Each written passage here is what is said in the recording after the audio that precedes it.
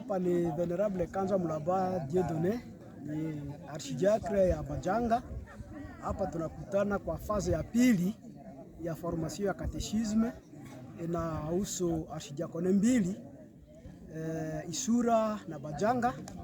Kwa hivyo iko mafundisho ya maana sana, inatujenga na kisha haya itatubidi tena kuweza kuforme tena wengine wenye hawakukua tena kwa ile semina ile kwa kompetensi yetu sisi wakasisi.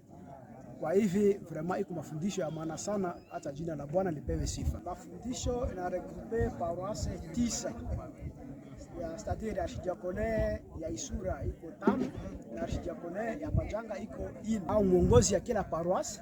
Sasa ni kwa hivi vile kwenda kuorganize kwa atite yake privé kule ya kanisa kwa kufundisha tena wengine, paske kuko wengine kuko ba departement wengine vile kule kuko centre de santé kuko vile ma école.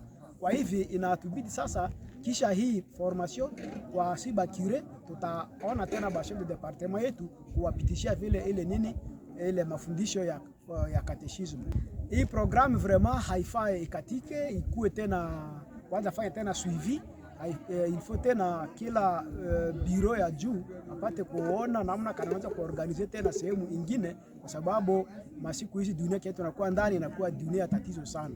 Paske bila mafundisho kama namna sawa kwa kutoa kadre kwa kuendelesha kazi, il faut bureau asichoke na kupanga ile program kwa wakati ingine.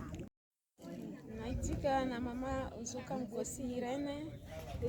Nafurahi sana jua mafundisho ine.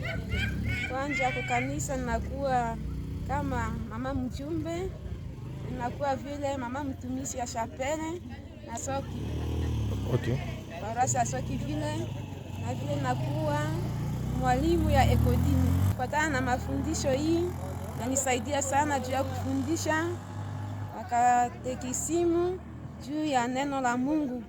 Kwa kuwa mbele tulikia nafundisha watoto pasipo na kujua namna ya kufundisha, na leo tunapata mafundisho mpya juu ya kufundisha watoto ya kuingiza kwa ubatizo.